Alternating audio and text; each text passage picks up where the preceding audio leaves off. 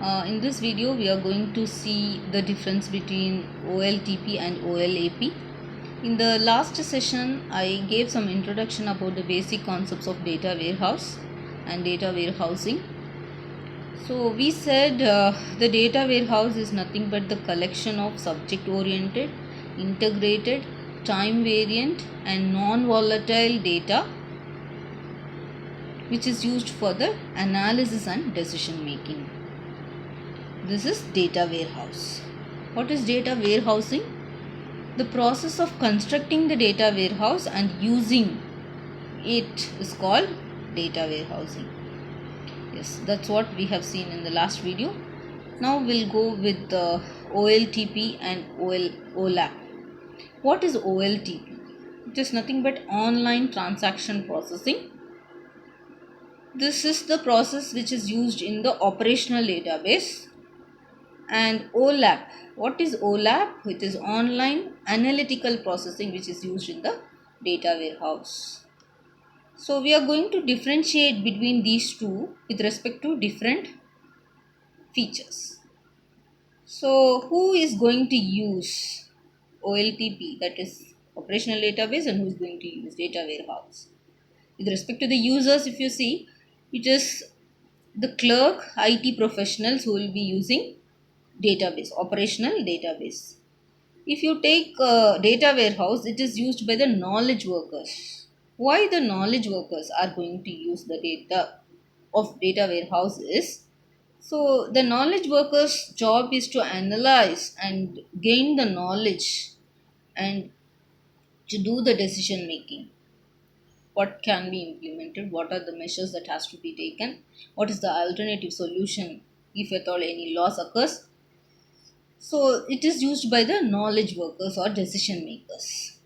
Next, with respect to the function, if you see the difference between OLTP and OLAP, this operational database stores all the day-to-day operations, and if you take data warehouse, it uses it gives the function is decision support.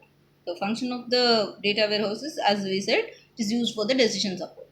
Whereas operational database, it is used to see the data day-to-day operations, store the day-to-day operations.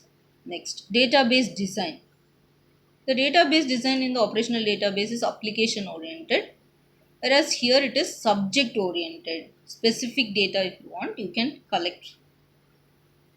So it is with respect to the design is with respect to the subject in case of OLAP. Here in operational database, it is with respect to the application. Next, data. The data is current. If you take our organizational database, when you are taking the data at 4 o'clock till 3:59, whatever operations have been done, that will be reflecting in the database. It will be up to date. It will be concurrent. Detailed, flat, relational, isolated. It will be also isolated. It will not be made public. Then if you take OLAP, it is in data warehousing, the data is not only current, it is historically.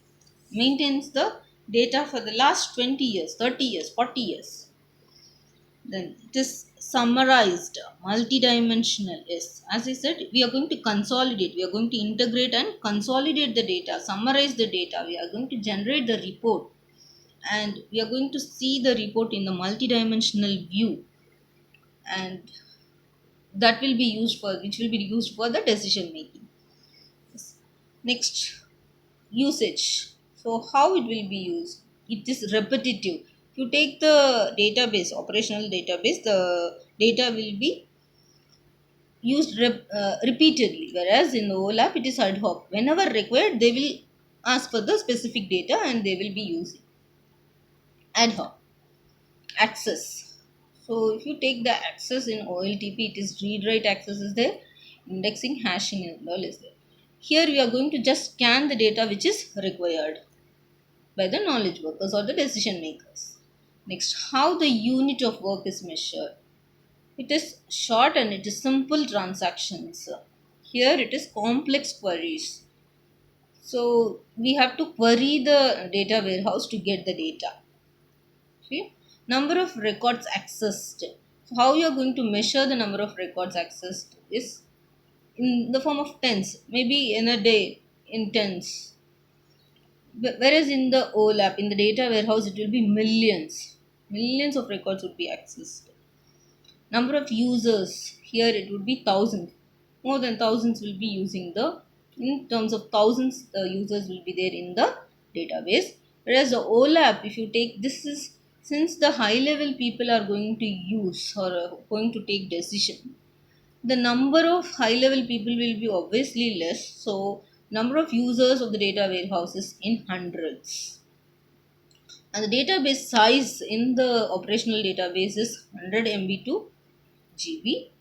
And here in case of OLAP, since we are going to maintain historical data and the period of data will be long, that is in terms of years, we'll be needing the size as 100 GB to terabyte.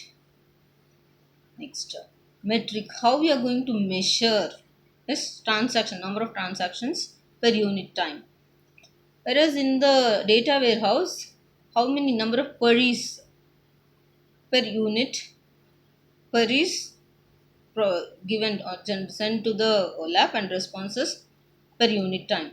This will be the measure to metric to measure the OLAP throughput, OLAP or OLTP throughput.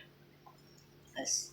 So in this we saw what is the difference between OLTP and OLAP. Next we'll see why do we need a separate data warehouse. See, already we have operational database for every organization. Then why it is required? Why data warehouse is required? Okay. See, high performance for both the systems. As we said, both the systems are having high performance. Even DB database is having high performance, and warehouse is also having high performance. Then why should we go with that?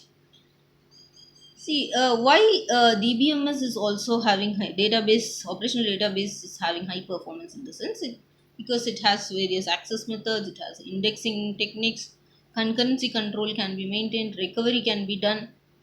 So we can say that it is a high performance system. Why then warehouses, data warehouses high performing is, which is tuned for OLAP. We have here complex queries, we can have multidimensional view and consolidation. So both are equally efficient and high performing. Then why do we need a separate data warehouse? So for three reasons we need a separate data warehouse. First is missing data. Decision support requires historical data.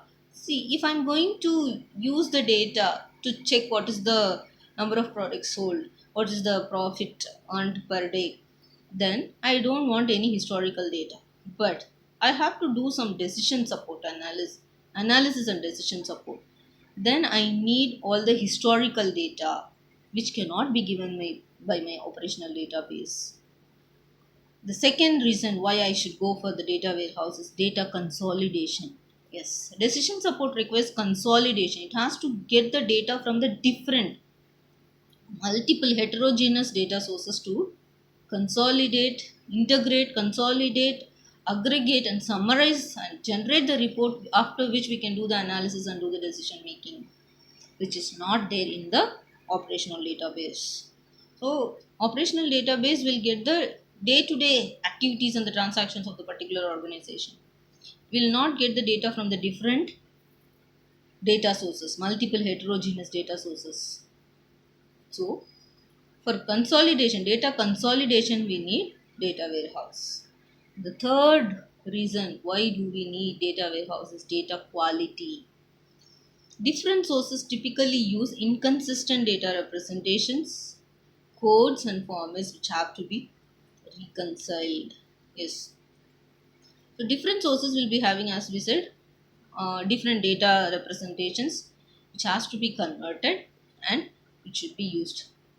Which needs, so in the data warehouse we'll be having quality data.